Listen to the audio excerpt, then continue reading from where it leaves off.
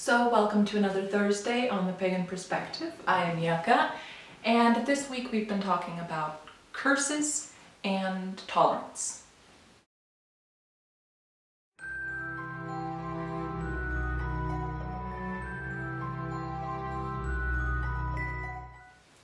So this week I have not had the chance to watch any of the other hosts' videos, so if I am repeating any points that they have made, sorry about that. But it's a rather complicated topic, so I'm going to go ahead and read it to you. It's posted below as well. And then I'm going to go back over each of the questions, because there's multiple questions, and answer those one at a time. So, the question is as follows. I've run into some witches, mainly on Tumblr, who use curses to revenge on someone. I have even seen cases where person A talks about cursing and person B says it's wrong. Person A gets angry. She says that person B has no right to force their opinion on person A, and that person B is being intolerant. Person A threatens to curse person B. When those people who curse to revenge are asked why, they often seem to answer something like, "You should not let others treat you however they want." And what if the curse is threefold law/karma coming back to them? So the specific questions are, what do you think about curses? Have you ever cursed anyone? Why? Do you think criticizing people who curse means you are being intolerant? Does being intolerant mean you have to tolerate everything? Are there any situations when you think it's okay/advisable to criticize, for example, someone's religions, beliefs, etc.? What do you think about the arguments pro cursing I mentioned? So, there's a lot to this topic.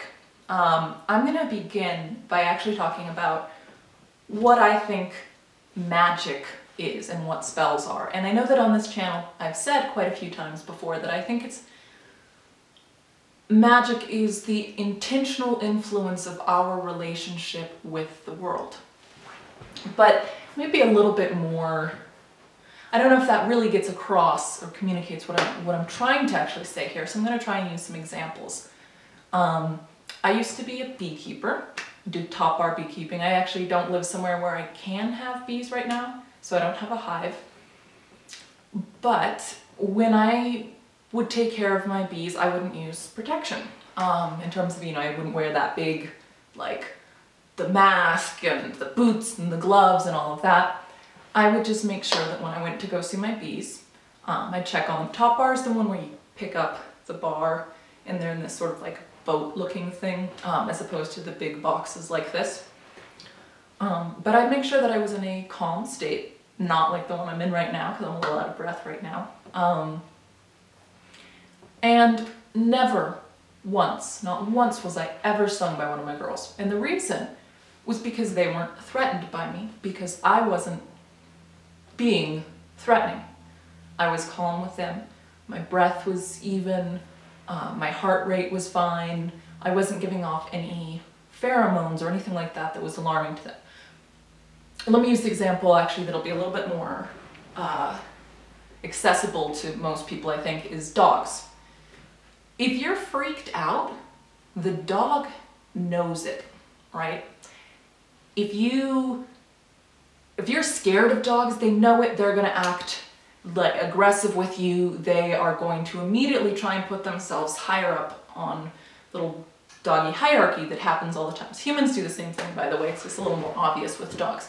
But if you go into a situation with dogs and you're totally confident and you take no bullshit from them and you show them that you are alpha, they pick up on that immediately. Dogs pick up on how you feel and how you are projecting yourself to the world. That projection to the world is what I think magic is about doing. Is about changing how you are projecting yourself to the world. And in order to change the way you're projecting yourself to the world, you have to change yourself. how you are relating to yourself and to the world. So if you want to do a spell about protection, let's use protection because we're talking about curses, right? And you do whatever is meaningful and symbolic to you to communicate to your unconscious or inner self, or whatever you want to call it, that's the way that you're going to be acting now. You have changed yourself. You haven't changed anything on the outside. You've changed you and how you're presenting yourself. And as a result, the outside world, other people, other things are going to respond differently to you. So whether it's being calm with bees, or showing a dog that you're alpha, or projecting confidence and trying to bring the money or whatever into your world. So I think that magic, this is my belief, magic inherently is about changing yourself. And so what is a curse?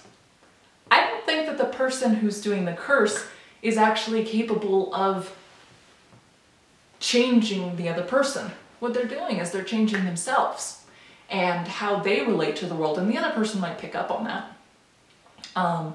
And for the other person to actually be cursed, what I believe has to happen is that they have to believe that they're cursed, and that's what will make them cursed. If they don't believe that, then they're not.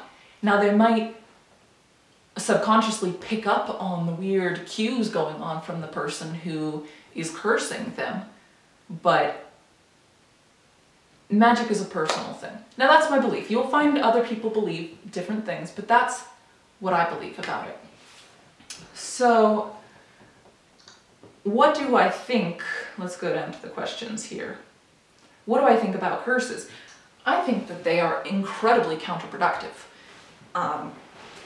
Because cursing is about hurting somebody else.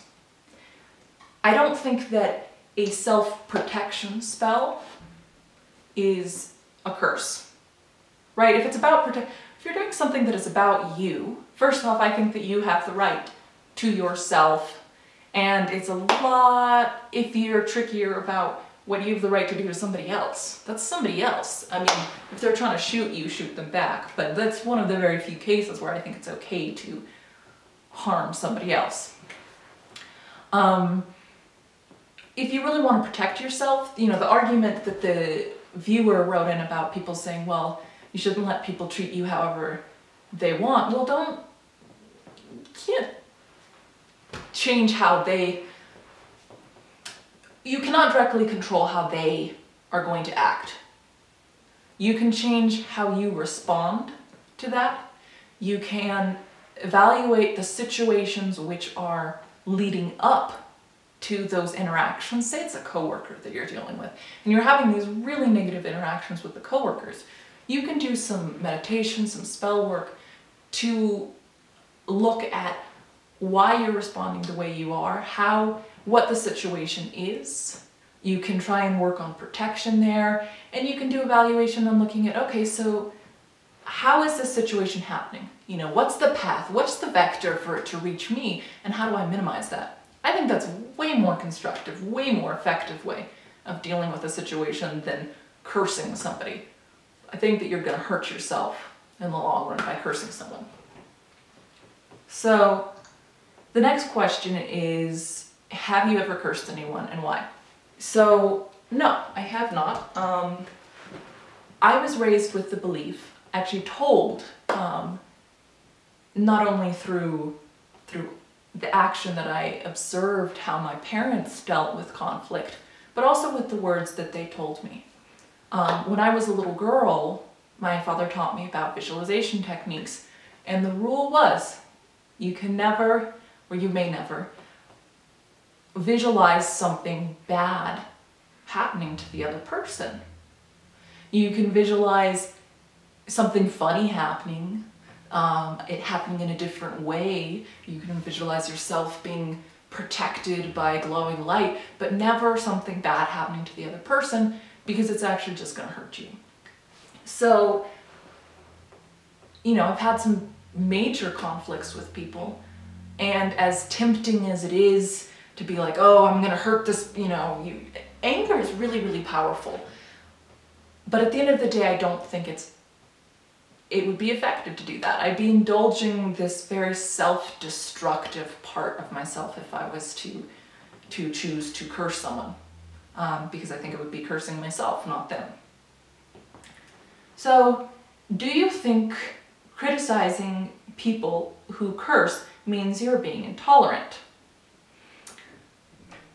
That's kind of a tricky thing about tolerance and intolerance. I think that there are very strange, thin lines between tolerance and intolerance. I think that every situation is going to be different. And I don't think that in every situation it's necessarily bad or inappropriate to be intolerant of something. I think that sometimes intolerance of particular things is very important. I am absolutely intolerant of child molestation. I am intolerant of homophobia and racism, sexism, those things when I recognize that they're going on. I'm intolerant of those. My values say that's not okay. I think that sometimes intolerance is appropriate, and it's tricky to tell. So, camera cut off, but basically I think cursing is pretty counterproductive, not going to really help you out. And in terms of tolerance, the idea of tolerance is good, but sometimes some intolerance is appropriate. And you really got to evaluate for you where that line is. Probably going to be informed by society and your family, but very much so by yourself and your personal beliefs and experiences. So, big topic, you guys. What do you think? And see you next week.